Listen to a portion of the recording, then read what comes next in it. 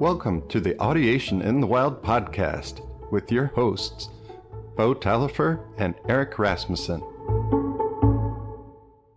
Hi, thanks for joining us for this episode of Audiation in the Wild. My name's Bo Talifer. I'm here with my co-host, Eric Rasmussen. In this episode, we're actually really fortunate to bring you a conversation with Bert Ligon. Bert Ligon is Director of Jazz Studies at University of South Carolina. I first found out about Bert through his book, Connecting Chords with Linear Harmony. That book probably had more impact on my improvisation ability more than any other single source that I've come across. Really gave me the ability to improvise over chord changes in a way that I couldn't do before. So if you're a jazz musician or interested in jazz, I think you'll get a lot out of this.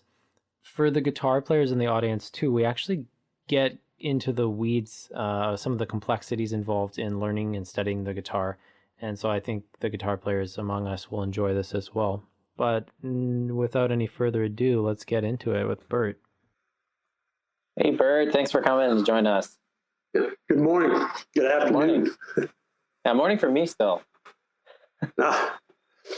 It's 2 where I am, or almost. Thanks for signing on early. Yeah. So you can hear me? Pretty good. Yeah, we can hear you pretty good. It sounds good. Looks like you got quite a setup there. You got a little grand piano and I see a Fender amp, if I'm not mistaken. Oh yeah, a few things. Yeah. Fenders on the wall, keyboards, yeah. Beautiful. Well, thanks so much for joining us. We just thought we'd have a fun little chat about your work. It was very inspiring to me. I've read all of your books and quite a bit of the materials on your website, and I was sharing them with Eric recently, and Eric's generally really fascinated with anything that helps people hear harmony better, and that's why your work kind of sprung to mind. So I thought maybe could you give us a little bit of your background? I have a little bit of a bio in your books, but I'd rather hear it from you, maybe just about your journey with music and what you're up to nowadays. Yeah, I started music kind of late in the game. I didn't really, grow up playing it as a kid, with lessons and things. I regret that, but it's too late to do anything about that, So, but when I decided I wanted to be in music because, I was working a construction job trying to figure out what I want to do with my life, but I was making notes of little tunes in my head on my breaks. And I thought, gosh, I wonder what I should do, So I bought a piano and started practicing, I figured that as a musician, piano would be the most helpful thing to do. So, because, number line lays it all out there. And I don't regret a minute of it. So I came late to the game, but I practiced hard and tried to catch up, still trying to catch up. And eventually worked as a professional musician and composer. I did a lot of TV commercials. That's probably not in that bio maybe, but all the stuff you have to do to pay the bills, whatever it was, from a bar mitzvah to a taco commercial on TV. And at some point I decided I really wanted to teach. I love teaching, and a lot of people would ask me things about teaching. And I thought, well, maybe I could do this. So I went back to school way late. So I didn't do things on the right schedule, It seemed to turn out pretty good for you. Yeah. So you studied at North Texas, if I'm not mistaken? I did, yes. Yeah. And you were studying piano while you were there? And then where did guitar enter the picture for you? I'm curious. I've been teaching here in South Carolina for 30 years. And I think when I moved here, I didn't own a guitar. But in improv classes, to have kids that come in and they play a bar chord for an A7 chord, and they go, well, first of all, we can leave off those bottom strings and maybe find some other things. So I'd find some voicings and teach them a major seventh or something, and then just every time I needed to give an example, I'd have to push the piano player off the bench to play it on the piano. So I just bought a cheap guitar just for improv class, just so I could interject a chord every now and then, or maybe play a note. But I never took it home, never practiced. And then, I don't know, at some point, it takes a lot of work to really learn an instrument. And I'd already done that on piano. I couldn't feature doing that on another instrument. But I finally did. I took it home and got obsessed. you know. There's no doubt your piano background makes it easier. I've seen a lot of people with a piano background pick up the guitar. Makes a lot more sense to them usually than the other way around. Right. And I think that's just a great tool for guitarists in general to have some piano background. All degrees require everybody to learn piano because piano was so helpful for everything. So certainly it made a lot of sense because I didn't have to teach myself music on the guitar. I just had to find the things I already knew, you know.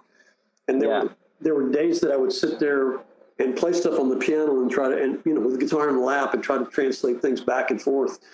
And then there comes a point where I'm playing stuff on the guitar trying to go, oh, I gotta relearn this on the piano because yeah. So my experience was backwards of that. I was trained as a classical guitarist throughout school when I was younger, and there was always a piano in the house. But my brother, he was the piano player, and I think at some point I wasn't supposed to touch his piano, so I think I wanted to do that more than anything in the world. But I would always just learn melodies as I was going, and I just found it very useful for studying theory on the piano is infinitely easier than the guitar. I think the visual display makes a lot more sense. Yep, absolutely. Yeah. Although, when I first started playing guitar, I wasn't like going, oh, I got to do scale work or arpeggio work. I was just playing lines that I knew, and then, but when it came time to sit down and do arpeggios and scale work, I could do it because I knew where these lines were, so anyway, Oh, that's great. I do feel pretty comfortable as a guitar player now. And lately, I never go to a gig without both instruments, Yeah. And there's some gigs I play most the piano, some gigs I play, most the guitar or half and half. So it's kind of changed. Yeah, they're both fantastic instruments. Both really strong instruments in a rhythm section. And I actually like accompanying some soloists can be a lot different on a guitar or piano depending on who you're accompanying. And it can be cool to have access to different sounds. Right. Well, when we're doing a trio or quartet and I bring a guitar, I play part of it on piano. New soloist comes in, I switch to guitar. It's a new texture. It's like, and I've done it. I did it last night where I started comping for the second soloist on guitar, and then when it came time to trade eights for the drums, I just had the guitar, so it was like a new voice in the band all the way around. Yeah. And then I played the head out, on a new instrument. So one of the things I always found really fascinating with the guitar, especially with jazz or with maybe contemporary classical music that has more interesting, complex voicings. Some things on the guitar actually end up being quite easy, like moving things up chromatically. And on the piano, that can be a bit more work to get the same thing going. But I've always found, that's so interesting with guitar improv. You can get someone to improv with the chord shape, and they really don't need to think about what they're doing, just how symmetrical the fretboard is. But right. I love that aspect of it. Yeah. It was invaluable to me when I was in North Texas. All my piano lessons were classical. Yeah. So I didn't take any jazz piano lessons. They just weren't set up to do that at the time. And I don't regret a minute of that. I had a teacher who knew absolutely nothing about jazz. And, the guy won the Chopin competition when he was 16. He was very focused in one little area, but he was so good. And I learned so much about music from him. That's actually a really good point. I'd love to hear you talk more about that. Just the idea of having different teachers and seeking people out who are almost specialists at what they do. I find that's really healthy for people to do. You find someone like that who's got such a great skill set at what he does. You can kind of mine that a little bit and spend some time with it. Right. Well, I learned a lot from him. I still, I learned from other teachers in the jazz area too, but really we talk more about music. I'm not talking about, notes or scales or chords or anything like that, but just shaping music, and I learned about how to conduct an orchestra, a big band, from how we conducted my own piano playing Mozart or Brahms or something like that, so, I owe him a lot for that, That's really cool. As a fun side note to that, most of my piano experience has been actually working with the outlines from connecting chords on the piano. And I got okay at the piano from doing that, and then playing some Bach on top of that. And Yeah, that's it's just been very interesting because I didn't intentionally set out to create a systematic study of the piano, but just from learning those lines, in all keys and doing that, you can move around pretty good after 5 years of that or so. Yeah. And now people at work think of me as a piano player, and I do not think of myself as a piano player, as a centerpiece. But you sound okay when the lines are in your ear and you trust your fingers. Yeah. There's a lot of really good piano players who aren't piano players, who, sax players who sit down, but they've done their homework, I would include Eric in that. Eric probably would say he's not a piano player, but I've heard him play a lot, and he can move around on that thing. What is your instrument then, Eric? I trumpet and traditional jazz, but I boom check all these songs for little kids. I teach babies up to 7-8-year-olds. So the babies, they're absorbing, and then eventually they imitate some of the, tones or rhythms and songs, and then they eventually get to understand. But I've got to the point where I can get 2-year-olds to understand tonic and dominant just by ending on the second to the last note. It's like, that can't end there. So that's the earliest. But by 3 or 4, I've got them doing yes, no, uh-oh, and I don't care. 1, 4, 5, and 5 of 5. And sometimes in 2 weeks, I get all 4 functions with a 4 or 5-year-old. It's like, I didn't know that in college, Right. And they're using these silly words, and eventually they do that in major and minor. It takes just a few weeks sometimes. Right. Then we switch over to the real terms. You guys don't want to use the baby words anymore. They know. Oh, yeah. So I started this harmonic sequence of teaching, really young, so that they can create and develop independently if they have those fundamental sounds in their, in their repertoire. I'm certain that we start too late with kids, but they can understand it so much earlier. And they don't think anything about it. I taught at Suzuki camps for maybe about 8 years. Suzuki Institutes in the summer, and just amazed at how young these kids could understand some kind of concepts. I mean, we didn't have to complicate it or use, like you say, intimidating terms, but they got the idea. And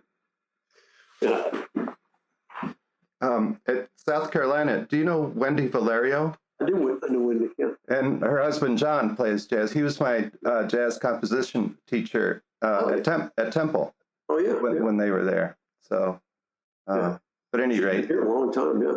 Yeah, she's been there. World. She's somebody who's a real strong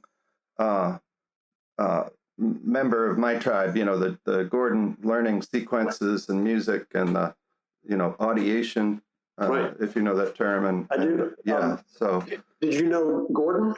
Yes, I studied with him for 3 years at Temple. He was down here in South Carolina for a while and would come by my office kind of regularly and uninvited, just to argue ear training things. Yes, of course. Yeah, that's part of what we want to do in this podcast is argue on behalf of him sometimes and argue against him sometimes, because some of it seems a little stodgy or too, anal, for lack of a better word,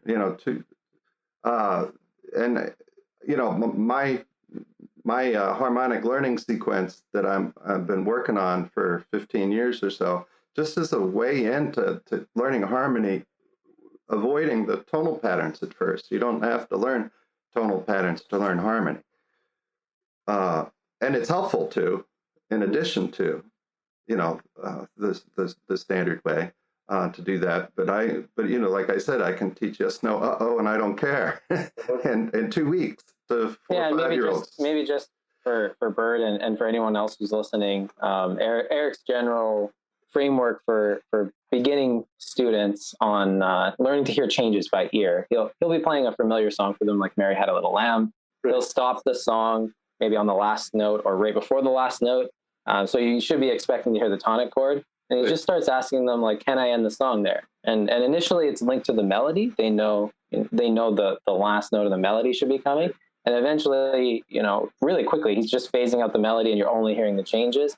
And it's really wild how, just young, people of all ages, but especially these really young kids, you wouldn't think they could learn to hear functions, but when it's done in the context of a song they're familiar with, they learn it really rapidly.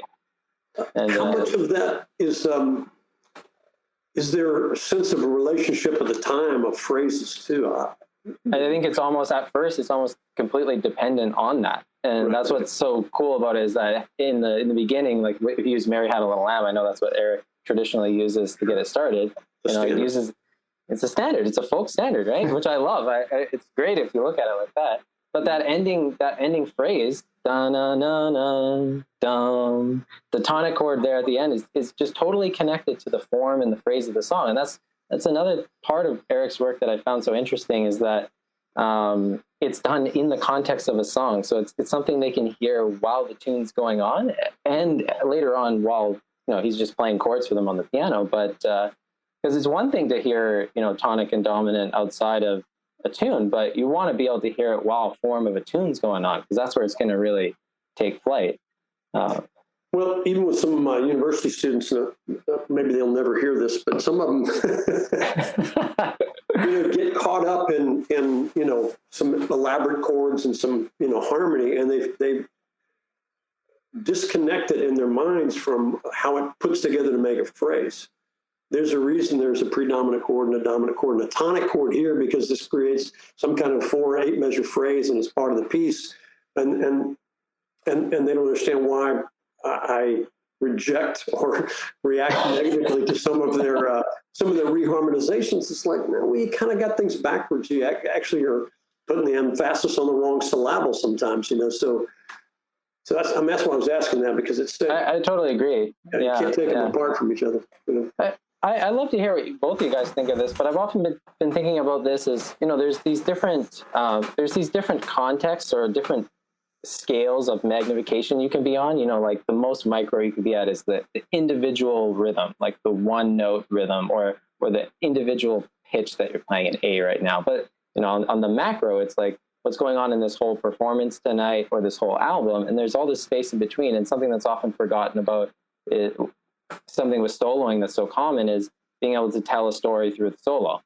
Mm-hmm. And so you're not just thinking of your solo as the next lick I'm going to play, but you're thinking of, okay, this is going to be a 3-chorus solo, and there's something that's growing and building. And from what I've seen in my own, I guess you want to say, journey trying to learn how to get this stuff together, is that often if there's a problem with the playing, it's because I'm not aware of a certain context. I'm not aware of the form well enough, or even it could be a stylistic thing or a rhythmic thing, but there's something that I'm probably focusing too much on, and there's something else I'm neglecting. And usually when something clicks, like your book did with connecting chords, being able to weave the changes, or weave the lines through the changes and get that harmonic specificity, it's always something's brought to my attention about some aspect of the musical context I was neglecting before. And that kind of stuff's been on my mind for a while, because then you start, once you get a handle on that, you're like, well, what am I neglecting now? Where else could I go? Yeah, I'm still working on that.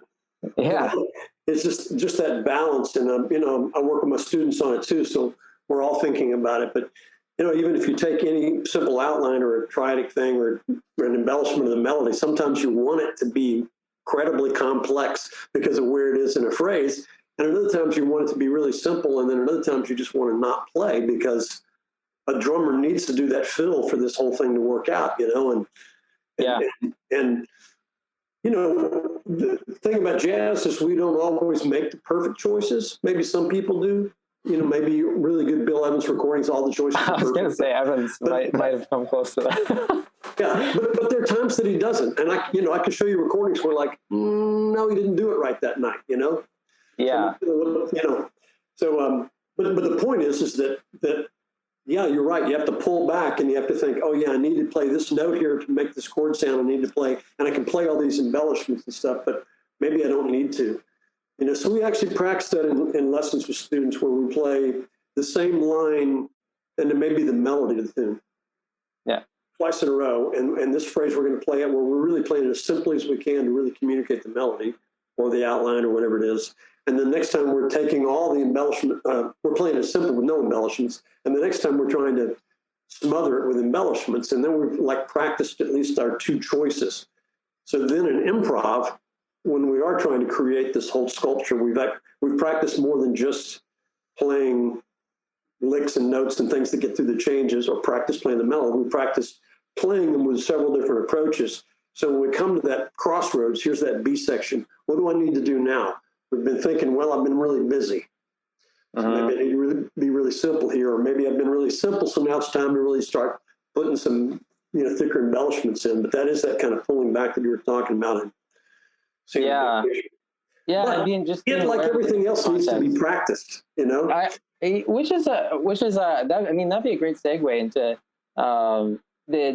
the common definition or knowledge of improv. Almost from what I see is people tend to think there's not preparation going on. And whenever you talk to someone who can really do it, like whether it's yourself or Evans or all these great jazz musicians that we all know and love, it's almost the exact opposite. It's meticulously studied down to the point where it's just non-conscious anymore. It's not volitional. They can just do it, but they've really taken it apart so much. And I'd love to hear your thoughts on that, because to me that's where etudes fit in, designing etudes, and that's what your work talks about. That comes up in a couple of your books. Right. I think students should write their own etudes as much as they can, because if playing really well-written music made us all great composers or improvisers, I'd play like Chopin every day, because I played a lot of Chopin or Mozart or Bach. So you have to do more than just, play through the notes. You have to really be thinking about the construction of it.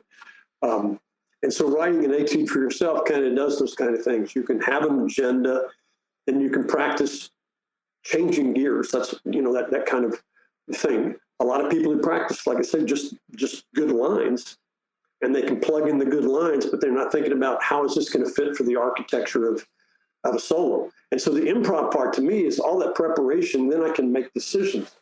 What is it that I want to play at this point, And sometimes it's binary. Sometimes it's as simple as, do I want to play simple or complex? Do I want to play rhythmically simple or complex? Do I want to create a polyrhythm here? Do I want to set up the beat really strongly so that when I do my polyrhythm, it has that contrast? So you can feel it in a performance situation too, because sometimes when I'm, my aunt's an amazing singer, and we've done quite a few little, just little jazz gigs around here, and I'm just a guitarist accompanying a singer in this situation. And there are tunes that well that she'll call, but you really have to, if you're going to take a solo on it, depending on her energy or the energy of the room, and you can feel what's appropriate for what's coming up for this song. Like maybe the room, you need the solo to have a bit of energy, people would respond to it. Or if you just, been going off in a bunch of other tunes, you might want to pull it back and kind of control that. And I love that aspect of the playing, because it's so different than just thinking about the technical parts of the songs. It's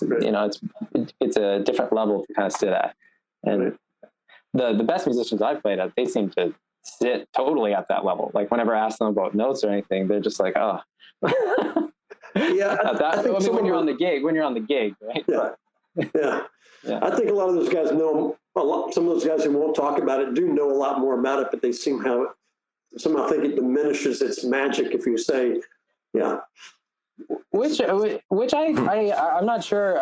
I'd love to hear more thoughts that you have about that, but I think I'd fall more on your side of that equation, where there's a place for this analytical, technical study, and there's a place for this more emotional or intuitive part, or however you want to call it. And I don't think it actually is fruitful to sacrifice one, or to say one's not worth your time. That never made sense to me. Well, it's if there's two sides of the brain or something, there's inspirational one and the I think they can be guides to each other. I think my pure, spontaneous, inspirational guy can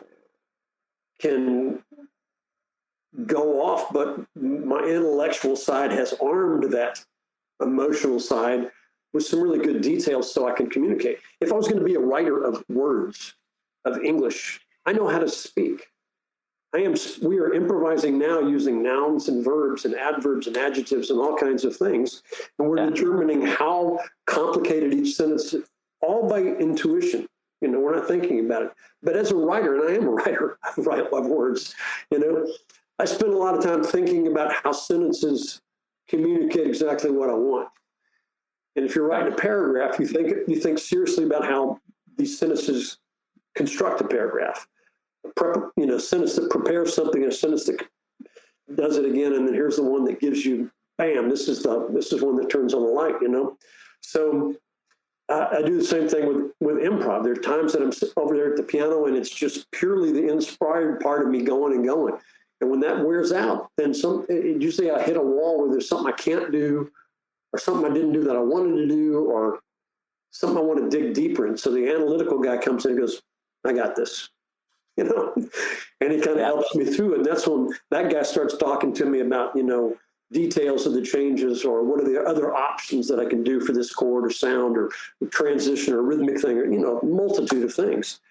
And now it's all, that side of the brain too is also a very practical way to just start trying new things, because if you're maybe you're playing the stuff that and you're quite inspired, and then 20 minutes into your session or whatever, or into your practice session or performance, you start running out of steam and you need some new ideas. It's nice to know that there's some actual, ways you can start almost purposely experimenting stuff to get some traction on stuff.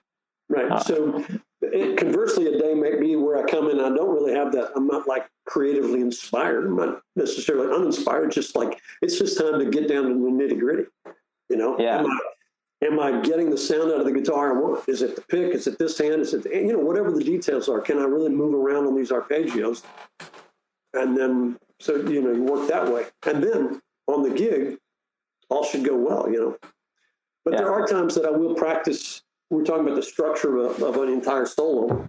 If I come in here and I practice on all the things you are for 45 minutes, I'm really not practicing a shape of a solo, right? Yeah. Because I've just played those changes for 45 minutes, which is not hard to do, because it's, a lot of fun to do.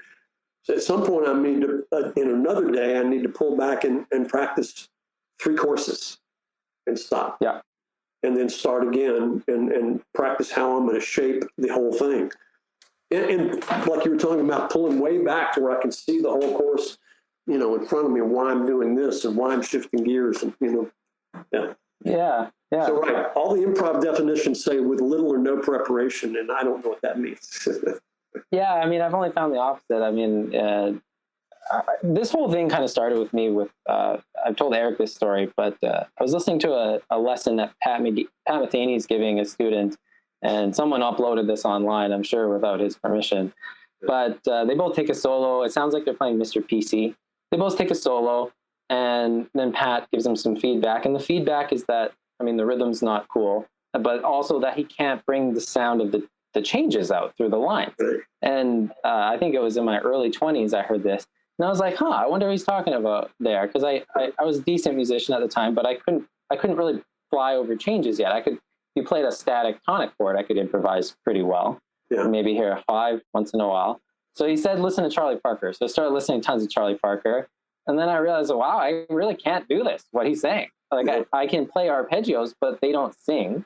And I definitely can't weave through the changes. So I just kind of went on a bender. I'm trying to find, I didn't have a term for it, but I think you call it harmonic specificity in your books. Right.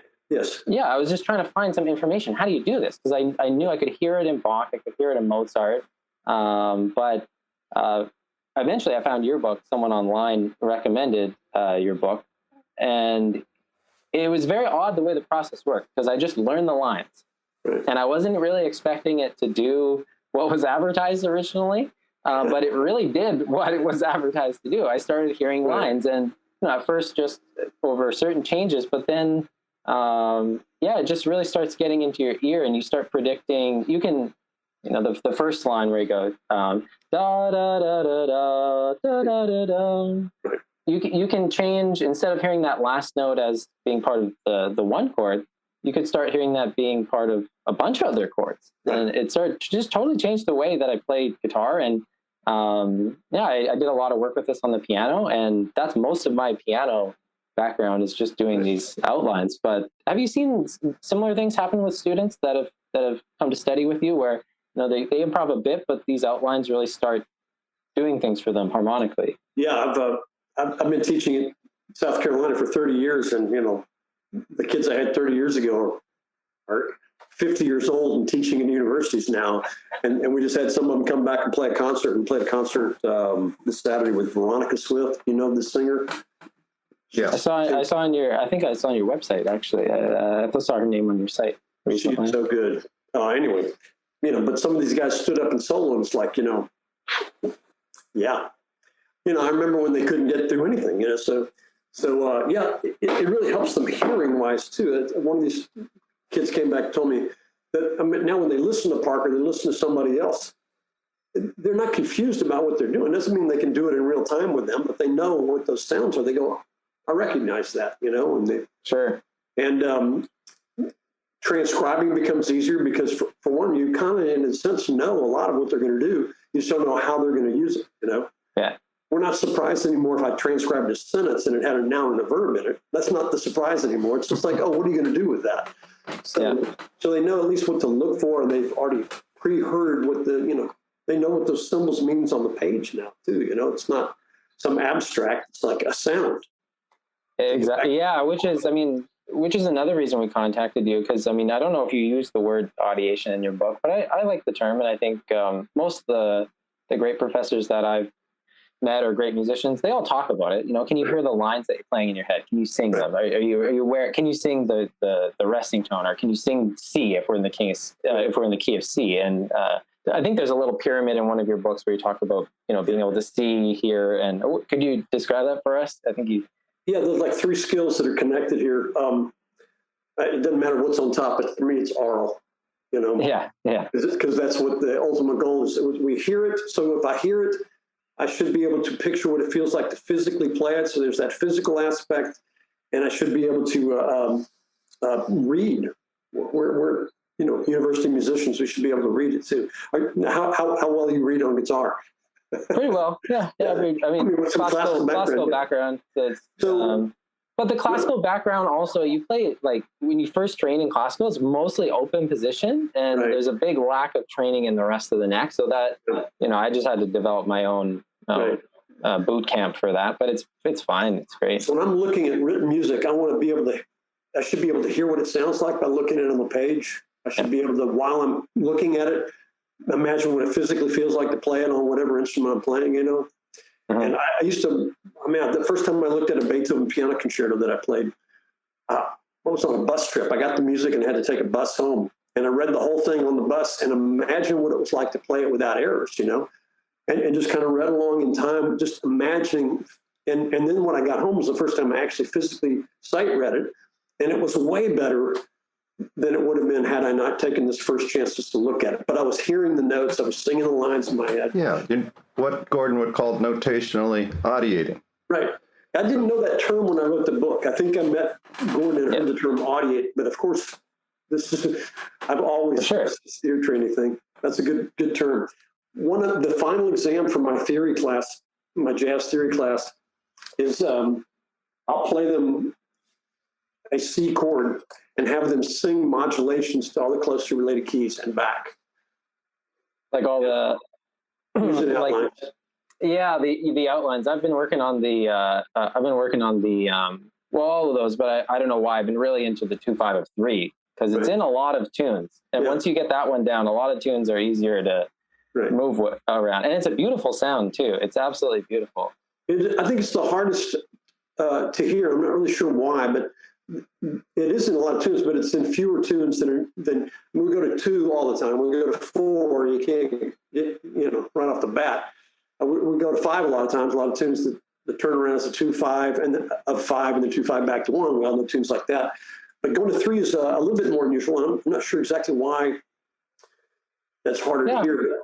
Generally, it's harder to hear. And I've read through a lot of Bach, and he usually goes everywhere. But if he leaves off one key, it might be the key of 3. That is interesting because I learned to hear the 2-5 of 2 very early. Mm-hmm. I think that was the first one. I remember I went for a guitar lesson, and my guitar teacher, we were playing some Latin tune. It was C major 7, C sharp diminished. And I went home, and I wasn't a piano player, but I knew where the notes were. So I was like, okay, this is C major 7, clunk, clunk, clunk. As soon as I played that C sharp diminished chord, I was like, this is it. This is for me. I was in high school at the time, like, this is so beautiful. This is unreal. But even after finding your book, I think that one is easier to hear. The 2-5 of 3 is so beautiful, though. It's got a really cool sound. Yep. Yeah, I really like that one a lot. So we sing a lot in class and try to get these to where they're stuck in here rather than just a concept on paper. Yeah. I used to do this thing in high school. I mean, I was playing a lot of guitar at the time. You'd be sitting in English class, and you have nothing to do. You just sit there and sing the song you've been working on and visualize it on the fritboard. And I did this for years in high school, and I think that's a really valuable skill, because any good guitar player that I come across, they have that association where they can hear the melody and they immediately can visualize a fretboard. And it's interesting because I can't visualize much else. I mean, a piano and a guitar, but if you asked me to picture, the walk I went on this morning and to draw a scene that I saw, it's not the same as that part of the brain. I can't picture that kind of stuff, but the fretboard's been kind of burned in there. And similar thing with the notation. If you put a notation in front of me, I can generally pretty well see how it's going to go on the guitar before I touch it. Right. And, well, that's good. That's that triangle I'm talking about. Some people have stronger areas. We had, a lot of people who grew up in wind departments in high school and stuff, and they could read everything, but they couldn't hear as well. And they could physically play, but they couldn't hear, so they needed to work on that. Guitar players, some of those guys came in who didn't have a lot of reading background, but like you, they really physically understood their instrument, and they could play by ear a lot better. And so everybody has different strengths that they need to kind of keep. Are you aware of Jeffrey McFadden? He's a professor at I believe, University of Toronto. He's a classical guitarist, and he's done a lot of work with I believe, designing the curriculum for the Royal Conservatory's classical guitar curriculum. But he's got a paper / book. It's on the organization of the fretboard, and he believes that fretboard organization for guitarists should be taught much more systematically than it is, which I'm a big fan of, because it's mostly done in open position, and it's great because there's a lot of repertoire for that. But often especially if you're getting into like jazz, but if you think of Joe Pass, how he plays, everything's movable, and everything's very structured. It's actually using the strength of the guitar in terms of viewing things as relationships from all the strings. And he's got a great little, I think it's a dissertation on this, but I'm a big fan of his ideas on this. And it kind of translates, because the piano is such a systematic way to view things just on a totally just, high to low viewpoint.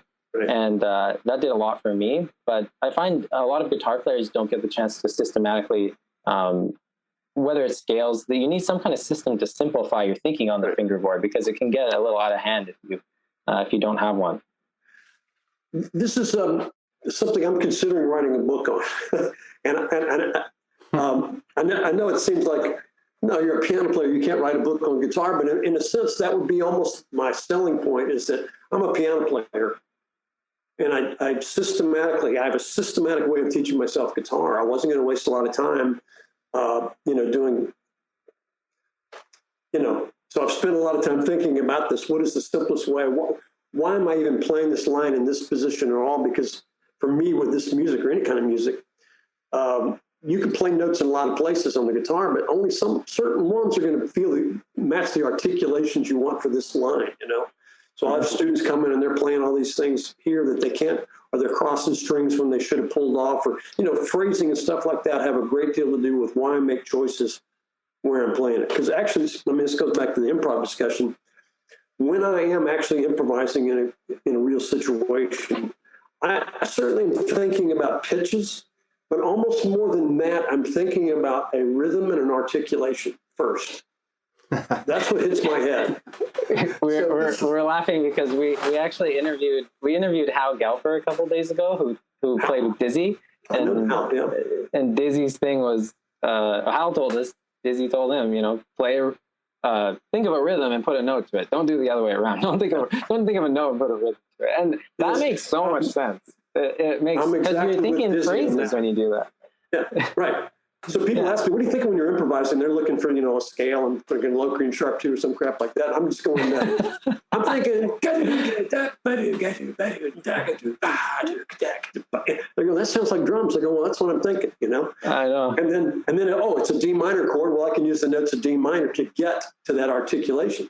So just being able to play the note on the guitar is really not the key, because if I played that F in the wrong spot with the wrong finger, I'm not going to get that rhythm or that articulation.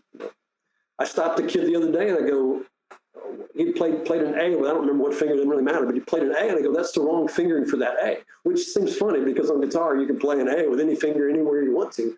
But for the context where he was completely out of any kind of scale position known to man, you know, and he wasn't going to be able to get anything fluid from the next thing. So yeah, I mean, but that comes back to me to thinking about. I mean, like for example, like taking a solo on like a bebop tune on guitar, where something, you know, some kind of changes from like a Parker tune, for example. I often find that what people are doing on the guitar, where they're learning the entire shape of a scale over the whole fretboard, is not as useful as knowing smaller sections of scales and how the individual chords connect with each other, because that's what you're going to have to be doing. You're only going to be over this one chord for a split second. So why initially train this whole visualization of an entire scale over the neck? You almost need to train the connection of, I mean, I've done this with your outlines in different keys, but I'd love to hear what you think about that, because well, even if I was just going to play a tune in E flat, you know, I've got this range of notes without even moving my fingers from one fret, right? I can play from this low G up to this high B flat. I don't really need to go up and down the neck, right? Yep. So I've got. I'm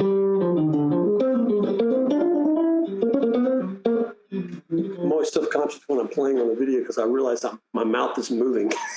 Oh, I think we're just using audio, so your mouth is free. Yeah, well, I'm sitting there, I'm watching my mouth, you know, because I'm singing the rhythm.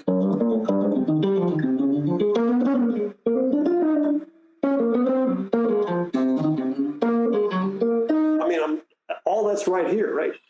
So, but I'm playing things that can be articulated the way I want them. I can do the same thing. I can move it up into several different scale positions to still get a lot of mileage without being inefficient with my fingers on the fret. Right. Well, that's exactly what I'm talking about. So if you're like, you know, if you're playing an E flat and you're in the third position there, like you were just showing us, it's useful to almost, like I found, just to treat that as like a limitation. Like we're not going up this position, and can you go through the whole tune right there? Because if you can't, then you know, and assuming you repeat this over the whole fretboard, you eventually get to this place where over a tune or the changes, you're quite free to move at will. You don't have to stay locked into this position. Right. So I'll be here. I'll take a tune like It's You or No One. Do you know this tune? I'll probably recognize it if you get going. Anyway, so 2-5, it's an E flat, and then it goes up a minor third to I guess this would be G flat in this key. So I'm in G flat, and then it ends up in the key of B flat, right? So within the first half of the tune, I'm playing 3 different keys, and the notion for most guitar players, well, I know the key of E flat here, and I don't know the key of G flat at all, and I know the key of B flat only here. So I'll make them stay in this one spot, you know. So they play, we call that the third position. So there's my third position, and then I'm going to play in the key of G flat, basically in this position here, you know. Yeah. And when it gets to the key of B flat, I'm in this position, which is not that different from my position for E flat. So I will limit myself, even when it goes through a bunch of keys, to this one area in the neck. Then I move up here. Find the same 3 keys, do it again. You know, I'm in E flat, I'm in G flat, I'm in B flat, and I haven't had to move. There's a video of Joe Pass doing this exact thing. I was watching this the other day, where he just plays through the cycle. He just plays through the cycle of fifths in one position and plays all the bar chords for it. And he does it in about 4 seconds flat. It's amazing to watch him do it, because it's like, wow, maybe I should get that down. But no, I really like that. Also, I think one of the drawbacks to maybe the more standard way of looking at this on the guitar. This is fun for me because guitar is my main instrument, and I wasn't expecting going here today, but this is a lot of fun. If you're playing, let's say you're playing the first set of changes on that tune, and the next tune has another 2-5 that's a minor third up, you could say to yourself, well, I'll just take this shape and move it a minor third up. But what I've noticed, the problem with that is that it's a benefit on the guitar because you can now use the way the system is laid out on the guitar to your advantage. Well, I know all my thinking just goes up a minor third, but also a problem with that method, instead of what you're recommending is we're learning to stay in one position and go through the whole tune like that, is you don't develop a familiarity with the actual notes in the lines the same way. Like if you learn the outlines in a certain key and then just transpose it up by the shape of the whole line, you could lose all the associations with the actual notes and pitches over that. From what I've found is applying pressure to staying in one position, it forces you to really have to understand what you're doing in another way. There's great advantages of guitar that you can completely just transpose the shape up, moving a line up. There's a great thing about that because you salvage the same articulations and you can do the same kind of thing. And then there's also advantages to, like we were talking about, staying in one spot and finding the new way to play it. So I'm going to make my decisions based on, again, my articulations, If it really needs to be articulated a different way, and even though theoretically I can play in the same position, which I'm advocating, but I'm not going to sacrifice my articulations for the sake of, some system, so. I totally agree. Agree. So, and I think there's... Now, I did not have to do that to move up. I know where I am in this particular key, and for that particular line, I didn't need to some particular shape or slurring that was necessary. Well, I'm gonna really encourage you to write this book because I think you should. I think it'd be good for guitar players to have, especially more of your resources. I know you have on your website, you have some compositions that you've made for a guitar ensemble, if I'm not mistaken. Oh, a lot, yeah. Yeah. So I haven't actually dove into as much as your books, but I probably would really enjoy them. I love guitar ensemble. It's a tricky one because let's face it, guitar players are not known for reading. Oh, completely. And there's several reasons for that. In defense of all guitar players, I'm a good reading guitar player. But part of the reason is that you can play a note so many different ways. Yeah. And then if they are sight reading and they play this F here and they should have played it here, then the next part of the line is going to be a mess, And then again, sometimes they just don't read enough. They should be practicing reading, but there are issues with even just all string playing that, if you're in the wrong position, the next little bit, that chromatic thing's not going to be easy to read. But it's for me, that highlights the importance of not just reading single pitches either. Yep. You have to read larger forms, especially seeing where you're going on the guitar, because if you're going to be thrown into like 12th position all of a sudden, and you're playing this line in a way that's not helping you get there, or there's all kinds of ways you can strategize that. But yeah, you really got to be looking ahead and looking at larger chunks. Right. I've had someone come in just recently in this semester and tried to play a line off the page, and they played in at least 3 different positions to play the line. And I went, okay, what's the highest note of the line? And maybe they pointed at this note. What's the lowest note in the line? It was this. So all in one spot. So even if they had said it's this C and this C, there's still all the notes are in one spot. So you have to look beginning in, okay, so this range, I can put my fingers in that entire range, and then I'm comfortable.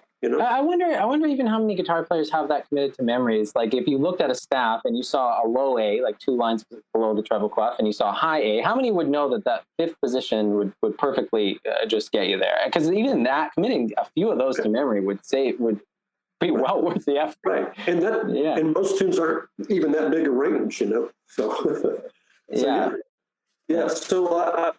that's one of my first recommendations. Is look ahead, glance through the whole chart, and kind of see. Is there one spot where most of these notes lie? And then if you have to shift, 1 note or 2 out of a fret, you can make those. And as you've been bringing up, there's articulation issues though too, because you might actually want to play the line in a way where you're sliding a couple of the notes or doing pull-offs or something like that. And for me as well, that'll take precedence over something. I'm going to do that. Oh yeah, that. I have no articulation control over that. Yeah, that one kind of, it feels like you stumbled all of a sudden. Like, yeah. It's not that's really interesting. Like trumpet, right? I'm kidding. No, I got to. No, we're used to taking the brunt of jokes. Trumpet players. I play a lot of instruments. I learned how to play bassoon, flute. I actually got a pretty good tone on flute. Yeah. I do not. I have a violin. It's just a wall prop.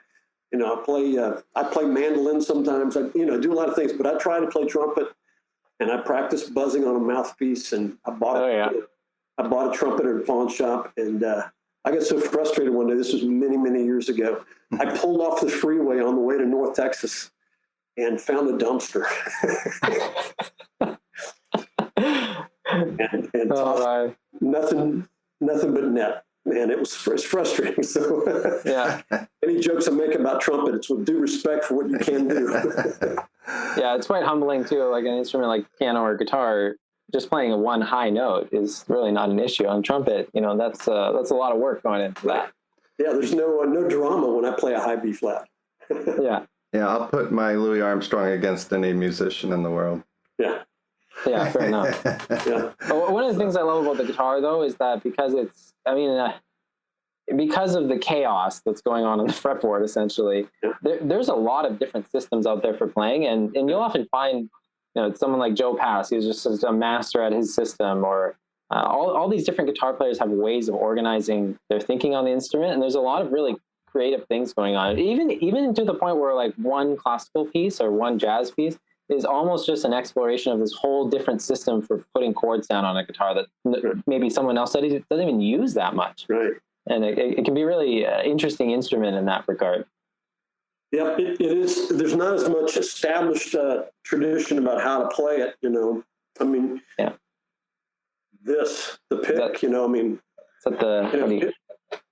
Someone said, if there's a thousand guitar players, there's probably two. These are my favorites. Yeah, that's all I have. But how to hold them and which one to use, much less how to hold them. Jonathan Kreisberg. Yeah. Yeah. He buys some very expensive pick, and then he takes a knife to it and cuts it, and then does all these extra things to it to get the sound that he likes out of it. I know Matheny apparently uses the back of a pick. Have you heard that? Yeah. Because it has a much different sound. It's softer, and that blew my mind when I started trying that. I was like, that's how he's getting this really. Because for me, his sound has the trebles just cut right off the top, right, and I kind of like that because I'm not for jazz. I'm not really into like a twangy sound on the treble strings, and I always thought it was like an EQ thing, but it's his pick that's probably pushing a lot of this this kind of sweeter tone out. Yeah, well, it's really cool. But that, since we're talking about improv, this has a lot to do with it, just deciding what is that sound before you even think about what a note is. And those are things you have to think about. Like, I'll play the pick in different ways, and I also play a lot, with my fingers too, where I'm just hiding the pick, because that pads in my fingers. I can't play with nails like you guitar players, because I play piano. I know. So this is a problem because you're walking around with a set of claws in your right hand. And you have nothing, and then as soon as you start playing piano, those when they're long enough to use on the guitar, they're just banging the piano. And I've had that problem for a long time. You risk breaking, Yeah, and that actually is a big issue. I mean, I'm getting ready for a classical guitar. I'm finishing up a classical guitar degree right now, and I just literally broke a nail on my right hand, and I got to cut them all off and let them all regrow together, and it's a nightmare because playing the pieces now. They don't sound good because you're thrown off by like half an inch or whatever it is, and it feels odd for your body. It's not. I've never been happy about that situation with the classical guitar, but I like the sound of the nails on it. But the trumpet players are laughing at us talking about physical things about the instrument. They're going, "Yeah, look at my lips, man." I know. When it's dry outside and you put off practicing for half a day or skip a day. Yeah. And the muscles grow back, and then they're all different every time. The only thing that's the same is the air. So that's the air in the ear. The piano is played by gravity, so yeah. You drop your hand on the keyboard and you get a big sound right away. So yeah, exactly. It's a matter of controlling that a little bit. But I'm curious. I'm going to steer this a completely different way. What were your experiences? You said you started late, Bert, but what were your experiences, like even in utero, first couple years of life? What kind of music was going on? My dad was a big band aficionado. Yeah. And he was also, I know this had a big impact on me. He also was the first guy probably in Dallas, Texas that actually owned a stereo. because they didn't have stereo shops, so you couldn't, people don't buy stereo stuff anymore, but he actually ordered components from Chicago, and he was a furniture designer and architect, and he built his own stereo components, JBL speakers, the whole 9 yards, and played big band stuff all the time. But we've got, old home movies, and I'm sitting there bopping with my foot, in time with the music at a very early age. So it's probably no small wonder why I have this rhythmic sense, that's just ingrained in me. People that say they start late, but then become as accomplished as musician or, a performer or whatever, as get to these higher levels of, being able to improvise jazz, especially, so probably the highest level musicians, and that in composing, it's just slowed down improvisation, right? Yeah. But I find that their early childhood environments have to have been rich, even though they started late in life, say with lessons or, you're on construction. Right, physically playing, but yeah, being aware of the music. And back when I was in public schools, this was, 1,000 years ago, but we actually sang quite a bit, Yeah. And we learned tunes. We learned folk songs. We learned patriotic songs. We actually sang every day. So that gets it right in the ear and makes it part of a physical experience. And so when I decided to actually try to play piano, I had a picture of what I wanted to go for. And then it was just a matter of doing the repetition of technique just to find out where all these notes were. Yeah, that picture's, this audiation vocabulary comes from all the repertoire that you heard and then performed. Right. So once you learn to perform, you can audiate, and from that audiation vocabulary, that's where improvisation, you don't need to read and write. Right. It's helpful because, you can't read symphony, you can't read big band scores, you can't, right? If you can't read, but if you don't, you can still make, the highest levels, like Errol Garner, who couldn't read a lick, didn't know theory at all, but yet could audiate like crazy and tell his musician, and actually arrange and play, what do I want the trumpets to play? And he'd play it.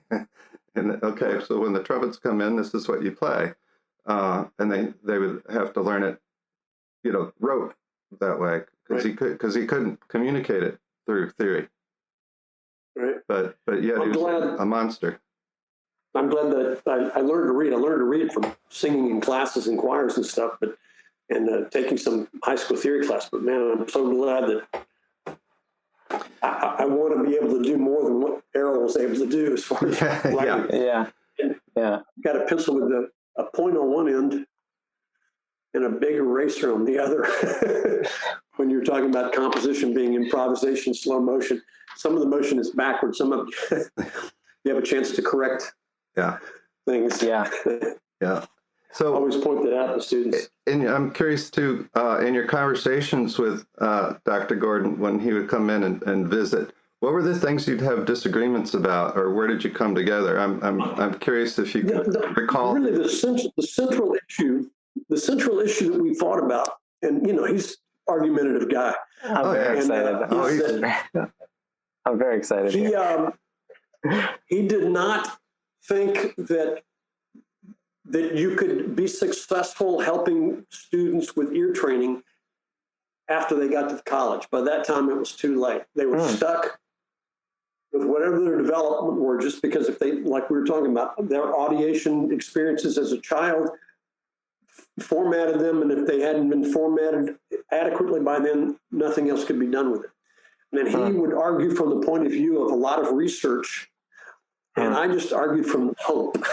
I had nothing to back up anything I said, except I think now I could, because I've had great experience with students who did not hear, and I could help them hear a lot more. So yeah, no, I think you're right and he's wrong, but I'll tell you what I think he's thinking.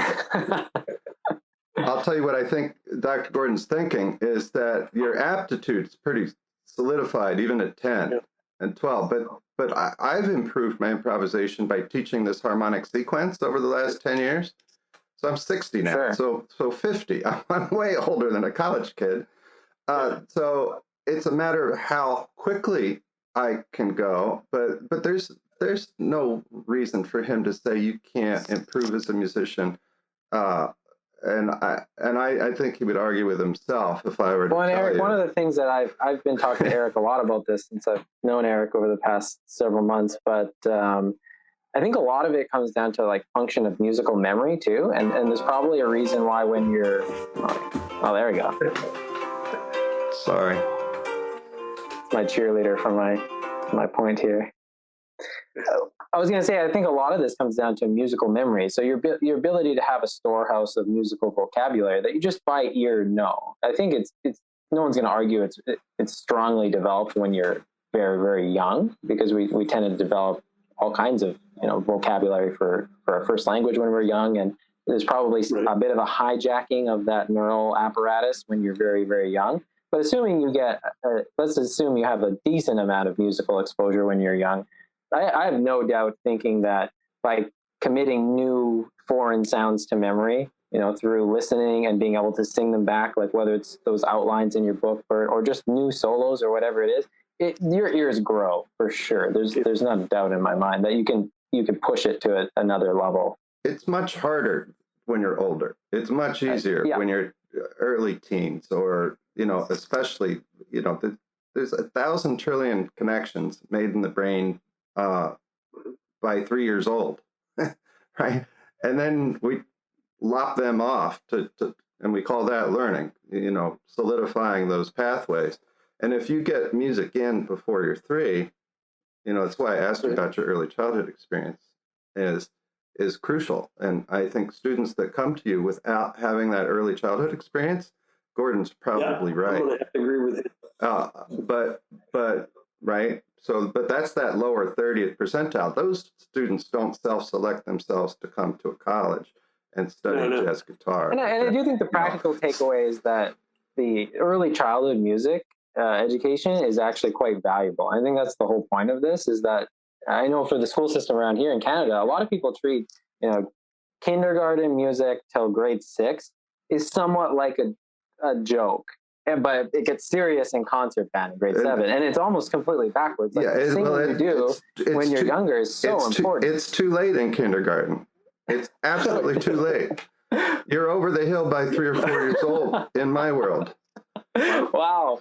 I should thank my mom for putting us in a good preschool. Yeah, no, it's not preschool. It's what's going on in the home and what's going on in utero. My dissertation explored the development of children before their birth and first, 18 months, 2 years. What were they saturated with? And the kids that went to church regularly had higher aptitude. Oh, I see that with my students. Kids that, or in your case, Bert, you had the stereo in the house. Music was valued in the home. And that once you do that, or you're going to live performances like at church or, any other thing. My dad bounced me to Toscanini and the NBC Orchestra on my lap. He told me about that. And then we go to the Symphony Hall Academy of Music in Philadelphia and hear Eugene Ormandy or Maurice Andre, and I fell in love with, a whole lot of great music. I did not like my brother's music. Eric, the question is there a study where, in utero, like someone's playing Schoenberg for their, to be born baby do we have these studies? What happens if you put that? I don't know about Schoenberg, but I know a lot of people that play Beethoven, or Mozart, right? But Beethoven too, maybe even better than Mozart because of the dynamic contrast for a baby. Because the baby in utero, you're getting wobbly sound, so you need a little stronger contrast. And later Beethoven is, got a lot more to it than Mozart does. There's an interview where Glenn Gould's talking about what would happen if, in the culture of your home, you were essentially only listening to like atonal music or things that are very harmonically outside what's on the radio and stuff like that. I mean, I have no reason to think it wouldn't be anything but fantastic. Like, I think a lot of my early listening exposure came from probably John Williams. We watched some of these movies. Like, I think when I was younger, I can't tell you how many times I've seen Indiana Jones and Home Alone and some of these movies, and there's some great, stuff going on in these film scores. And that probably, I can think of the Indiana Jones melody, like, probably from An Inch from Death. It's just been burned into my mind. But That's cool. I always think movie scores actually probably have a big impact on a lot of families that don't have any musicians in the household, but they might watch a lot of film. Yeah. I wonder about that because I think some people don't realize how much music underscores all those kinds of things. Some people might hear all those scores. I mean, be aware that it's in the movie, but they're not absorbing it like you would, you know? Yeah, I think there's you're predisposed by your music aptitude, and then there's also intention that either you bring to it or that your family brings to you musically, because you could have the greatest stereo in the world and play CDs all day long, but if you put those CDs as German language, there's no context for those sounds, and if nobody's communicating with you, you're not going to come away with any meaning, right? Just from playing CDs. So it's the interaction that's crucial. Now, you can't have your parents play a symphony because there's only two people, and you can't go to a symphony every night. So yeah, CDs or recorded music is phenomenally important. If you bring some level of intention to it, either because of innate aptitude or because of there's an intention in the house, like, oh, we're dancing to this, or we're moving, you're doing something to interact with it actively.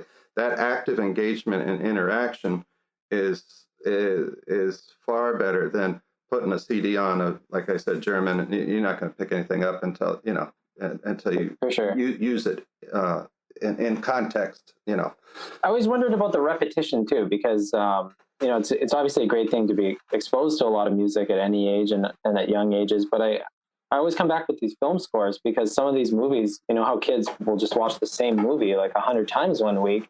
There must be a reason why this like atonal part of Home Alone, violin chase scene is really in my mind very strongly from the age of like 2 or 3, and I have to assume it's the repetition, because I can think of this even now. I haven't watched the movie for years now, and I can think of a lot of these weird violin parts and cello parts. But I wonder, Eric, if what impact that would have on just young kids listening to this, learning tunes. Essentially, that's the whole point of tunes, right? Is that we have these folk repertoire, and it clearly has an impact when jazz musicians learn the melodies from standards, or kids learn the melodies from these folk songs, or whatever the genre is. They have their standard melodies and changes that you absorb. Yeah. Well, what was the composer that Zappa played over and over as a kid?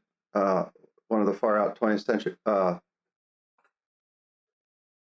to remember, but Zappa he wore that record out. I had to buy another one, I think, and I'm trying to remember who it is, but it's one of these 20th century guys that, top 10, Schoenberg, Berg. It wasn't any of those. I was I think somebody American. But anyway, it's pretty crazy stuff. Well, he wore that vinyl out to get it down, to understand it. And think of that, what kind of influence that had on his flexibility. Totally. Well, that's what I was saying. I would think there's something very interesting about musical memory, and I noticed with in Bert's book, the outlines, committing those outlines to memory helped a lot with navigating on my specific instrument. But now I notice some of the outlines, they just gave me the ability to hear changes, so I won't even necessarily be playing the exact outline, but the outline has now activated this skill of being able to hear the change. And that's fascinating to me. It's just, I can't believe how just effective it was. And in the jazz community, just learning solos is often the prescription for learning how to improvise, whether it's learning a whole solo or learn little bits of it or licks. And I think that's almost kind of the point, is that when some of this stuff's in your memory, you might not draw directly on the exact thing that you learned, but it now kind of primes your mind for the context, and you can navigate through the change a little better. I played with an older bebop guy years and years ago, and not educated about the music. I mean, he wasn't going to talk to you about chord scales or outlines or anything like that, but he knew all these things. He just knew that language, like we were talking about Errol Garner. And I know he called a tune one time I didn't know. I just tell me where the bridge goes, and he didn't know the changes to the bridge. But he didn't tell me he didn't know the changes to the bridge. He just turned the trumpet to me, and played outline 1 for the 2 chords there, then played outline 3, and then played another outline. And that's how he taught me the bridge. He never said. Did he play those outlines knowing that you knew them, or did he? No, or he just. you know what? No, that's how universal they are. You know. Yeah. He played them. And I knew exactly, even if I didn't know my own book. I mean, I could hear the changes. He picked 3 things that just like literally outlined what was going on. So I knew the changes then. So we could play the tune. You know. It's amazing how.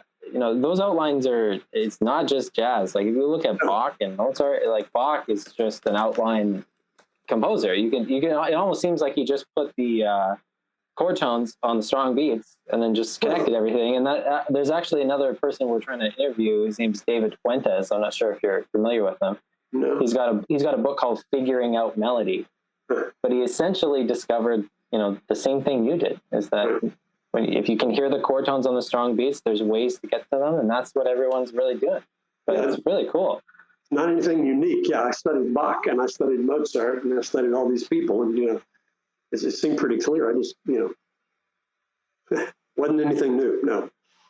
Yeah, it is counterpoint. We are improvising counterpoint. Yeah. Because I'm counting on the bass player to navigate from the root of this chord to the root of the next chord to the root of the next chord. And I'm, in a sense, my obligation or my part of the contract is I'm navigating some other chord tone. I'm not going root to root because that's parallel lock. We've lost the voice, So for sure, it's fundamentally improvising counterpoint. Have you played around much with improvising counterpoint on the guitar or the keyboard with figured bass? So you have a melody that's going to be the bass line or whatever. I mean, I think Bach often taught his students with the bass lines first and then taught them to do that. But I found that's very, it feels like the same type of thinking and playing that's going on when you learn to play outlines, the way that he was using the figured bass. Yeah, and I had a great time doing that on the piano and the guitar. Right. I do that. I mean, to me, I think of any jazz standard is essentially we've got that bass line, and I'm agreeing to supply whatever the figure is that makes it sound like if it's going to be F minor. My job is to play the A flat over the F, But totally. But beyond just improvisation, that's the kind of way I compose too. So when I compose, when I am ready to start talking about pitches, because a lot of times it's rhythmic gestures and articulations I start with, but when I don't even have that, though, it may be just like goose eggs on the page, It's really the 2 outer voices, those voices that make it interesting, So, yes, so that is that kind of figured bass thing. I think that's why making etudes is so useful as well. That I follow around. Yeah. I was gonna say I think that's why making etudes is so useful as well, because it's not like you're only working on composition or improv. It's a very similar thought process, and you can tell with Bach. It would seem incomprehensible for a human being to compose that much music unless they had a system. And so he was very clear about his thinking. And I don't think anyone here would doubt that he could improvise. You almost would have to if you could put that amount of output out. Recently, I was reading about just a bit of the history with how they were teaching figured bass. And there's an interesting guy online. I think his name is Derek Reams. He's a theory professor. I think he's in Europe, but he's got some interesting work on Baroque counterpoint and figured bass. But a lot of it apparently was quite practical. The master gave you the melody. Don't worry about that. Don't worry about the bass line. I'll just teach you how to harmonize it and create the figured bass. And you just improvise the bass line, and once you have the skill of harmonizing it, that just comes along with you, and it's so cool to watch that kind of unfold in real time. Yeah. I want to ask you one more thing. I just want to be conscious of your time, though, Bert. I really like the way you talk about diminished chords, because it makes them in a lot of cases make a lot more sense. Like this diminished chord that comes up in a lot of tunes, like if you're in the key of C, you'll often see an E flat diminished. but sometimes maybe thinking about that as D sharp diminished kind of points more to its function. I'm wondering if you could talk to us a little bit about how you're thinking on this whole process. Yes. If in a traditional theory class, where you find diminished chords, there's only one spot, and that is on the 7 in harmonic minor. Totally. Right? And so if I'm in the key of C, the closely related keys would be D minor, that's the 2 chord. E minor is the closely related key, that's the 3 chord. If I get to either one of those keys, the diminished chord is the one that points me there. So no matter which way I'm going, it doesn't really matter if I'm going up or down. To me, that's still a D sharp diminished, right? And if I think about it as E flat diminished, and a lot of people get really confused about it, they'll find a tune, Wave. Wave, I was thinking about this last week with Wave. They write it as a B flat diminished, and you can find weeks of internet discussion about how to justify figuring out what that chord is. But they spell it as an A sharp diminished, right? But that's okay. It looks like the 5. It looks like the 5 of 6. Or it looks like that's the relative minor, right? Yes. It's just mix of the relative minor, and we just make it more difficult.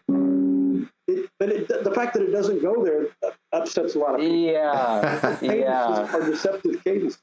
But you bring up a good point. If we're playing Wave, and let's say we're in the key of D, mostly maybe. There's going to be all kinds of deceptive resolutions that no one questions. No one questions A7 going to B minor in another tune if you're in the key of D. Like no one's going to say that's not an A7. So another one to take. I'll take your first question. That E minor. Fundamentally, the consonant notes in E minor are E, G, B. Everything else is by definition dissonant because it wants to go back, right? And C wants to go back to B. A wants to go back to G, the F sharp wants to go here, and the D sharp really wants to go here. So if I add up all the dissonant notes, which doesn't mean they sound bad, it just means that they want to move, right? That's a diminished chord. Yeah, you get the so top part of a flat 9 chord, or whatever you want to call it. Yeah. So I would never call that an E flat because it's not. E flat says it wants to go down. Sharps want to go up. Flats want to go down. It's pointing up.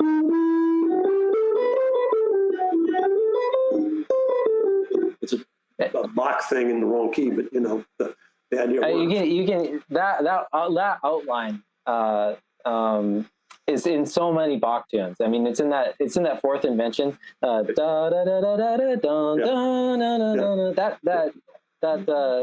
love that. I love that so much. The third on the 5 chord, the third going to the flat 9. Right. It's so pretty.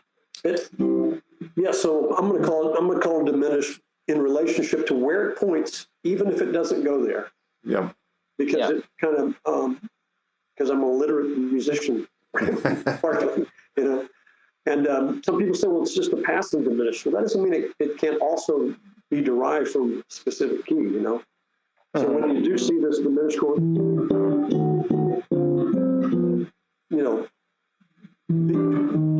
used as a passing chord to go to the wrong resolution, that's still the D sharp diminished. And I don't mean to beat a point to death, but it's really so I know what to play around. I have to think about what E flat diminished means. Nobody would spell it E flat, G flat, B double flat, D double flat. So first of all, I don't have to introduce anything but the 2 notes that are different. Okay, so what I mean by that is that in the key of C, there are no sharps and flats. Yeah. All my little hand signals, this is just going to audio, it's not really helpful, but no sharps and flats. The key signature of E minor has 1 sharp and a leading tone. So that D sharp diminished supplies the 2 notes that differentiate E minor from the key of C major. Those are the notes I need to hear in order to get to that key, and they're in that chord. So if I'm in C, F naturals, and I've got D naturals, right? So it's a D sharp, that F sharp changes my entire expectations, right? Yeah, and it really does sound different. I mean that changes in body and soul too. That passing air quote diminished chord. Well, there's a great one on Someday My Prince Will Come.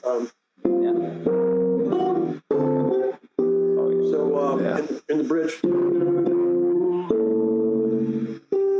will call that a D flat diminished. But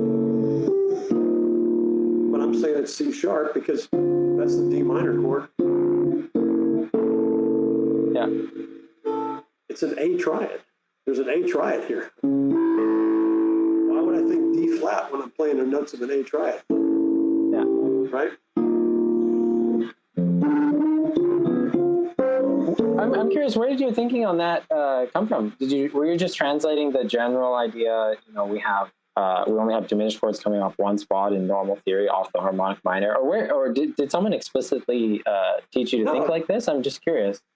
I remember a jam session, you know, when I first started playing, we were playing wave, and that second chord just almost broke up the jam session because nobody could play over it. Everybody's trying to justify in all kinds of ways, and so I thought about it and go, where do we find diminished chords? The only place they function. You know, we've got all the diatonic chords in major and minor system.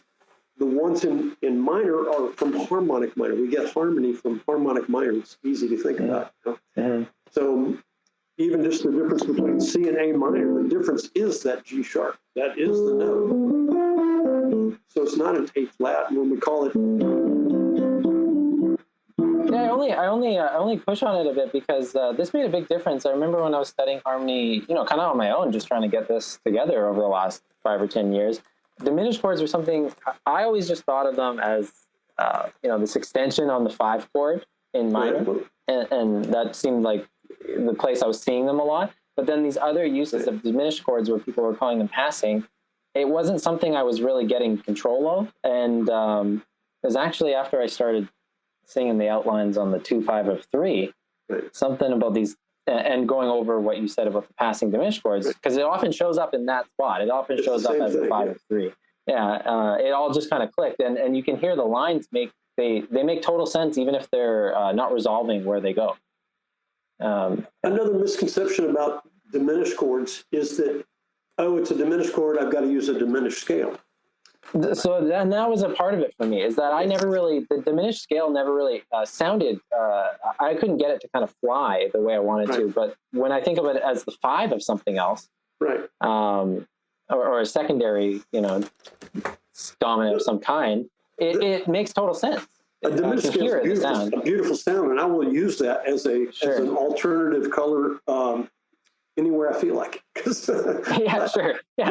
But the point is, in most of these situations, what's called for there, like if I'm in A minor, if I introduce a half whole, the whole half diminished scale or something, it's introducing notes that are foreign from every key we're in. Exactly. So if you use it knowing that you're going to introduce some notes that are really not part of the picture we're playing here. Well, yeah, and we have your rules from your rules for theory. Does it sound good? Does it sound good? Like number 1 doesn't sound good. Number 2 doesn't sound good. And obviously, yeah. But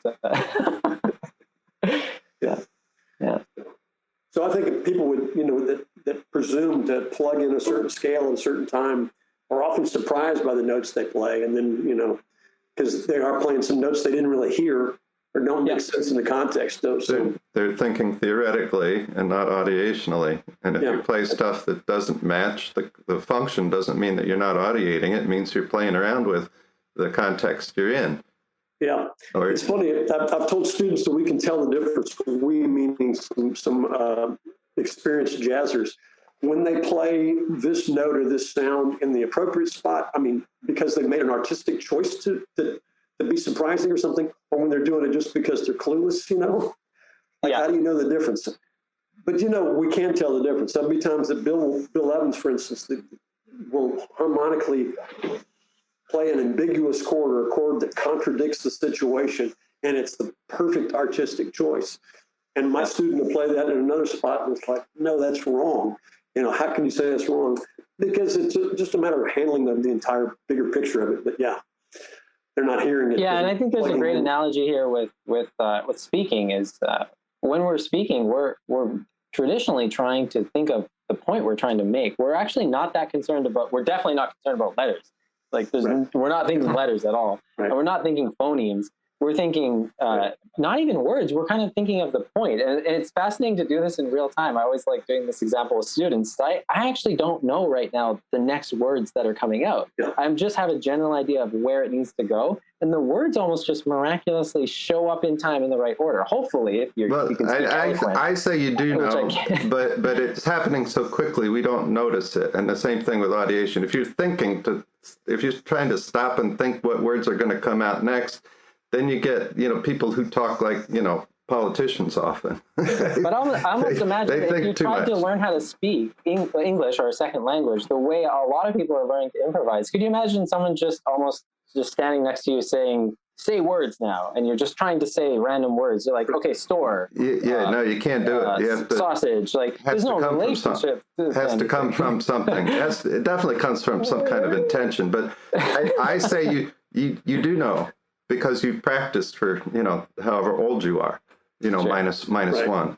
And even before that you've developed that listening vocabulary ahead of time. On the other side of exactly what you're saying here, there's a point as English speakers and as musicians where we learn a new word or a new sound. Yeah. And we do want to work that into conversation. At first, exactly. It's a little contrived, like, why did he drop that spelling bee word in the middle of this sentence?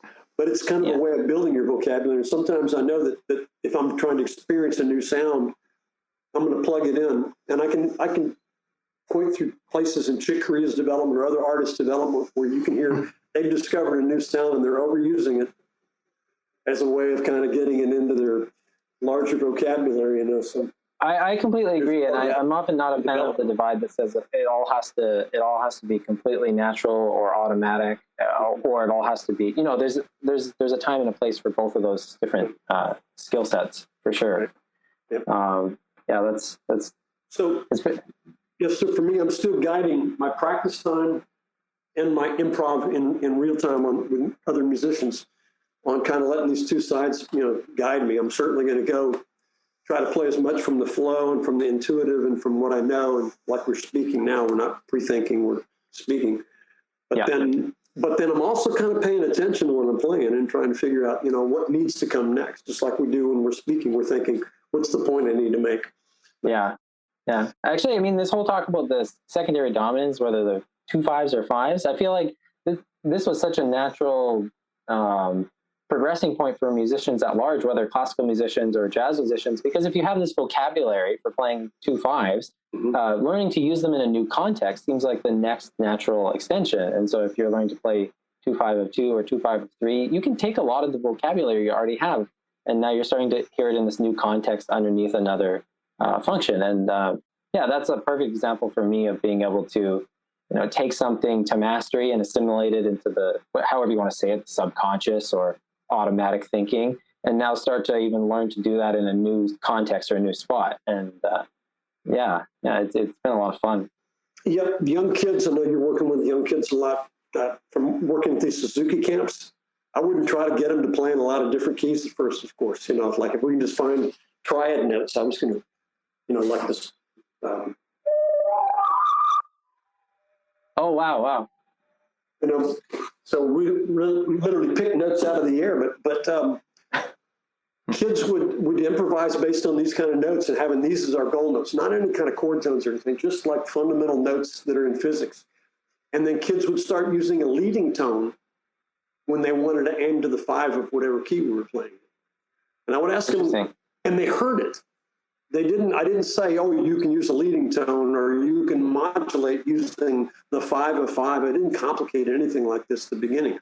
But they'd heard it. They played Clementi. They played Mozart. They played every piece that modulated the 5 and used that leading tone to get there. So that was part, they added it before I would have added it, because they already heard it and experienced it. So it's amazing, what. That's really interesting. That's cool. Yeah, there were some really interesting kids at those camps. We get them doing their Suzuki literature and then improvise on it, and then have them transpose it to either parallel or relative minor and do the same melody, like a folk song, Twinkle Twinkle in minor. That's good, because Gordon used to be Gordon used to be pretty anti-Suzuki because of the lack of the the literature was almost all major and almost all duple. It was very little triple and very little minor. But you're suggesting now that they've grown up a little. I know the RCM or the Suzuki classical guitar literature. I use some of it with my students. There's a lot of songs in triple and a lot of songs in minor in the earlier grades, for sure. Great. For sure. And like Bert was saying, I mean, Eric knows this well with me. All my students know how to play Twinkle in minor and in triple because they already know the tune. So it's such a great thing to just get them to do right after, or you can even do Twinkle in 7/8. It's hilarious. I might not get them to actually play it, but I'll play it in 7 and say, what changed? Something's not right. Is this the normal Twinkle, or is this the triple one, or what is this? This is something totally different. But at many camps, I've given them a choice of how we want to play Twinkle, because we're going to play Twinkle at a concert. This is even like non-Suzuki camps. Yeah. And most often they choose to play it in 3 and in minor.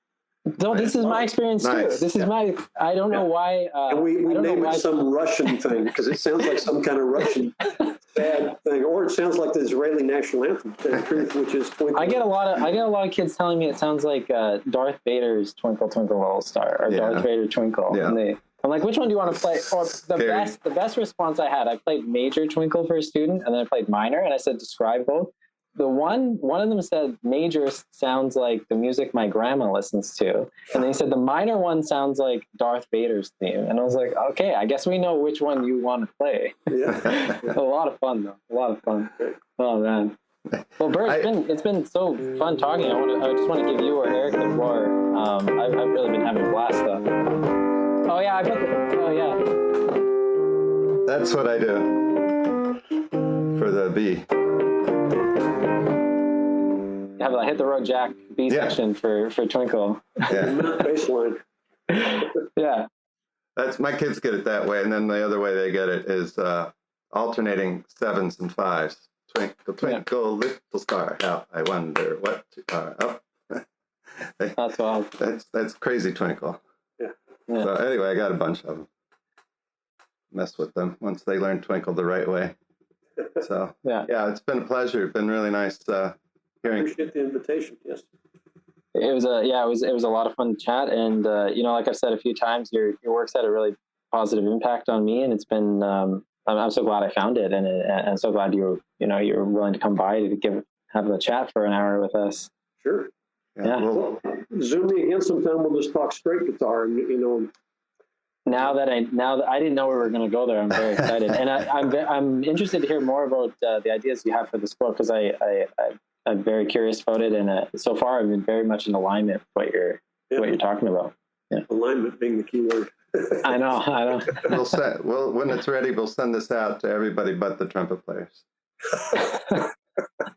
Actually, what's funny is the colleague of mine who's going to be interested in listening to this is a trumpet player. Well, he'll find out I threw away a trumpet. What's he going to think of me now?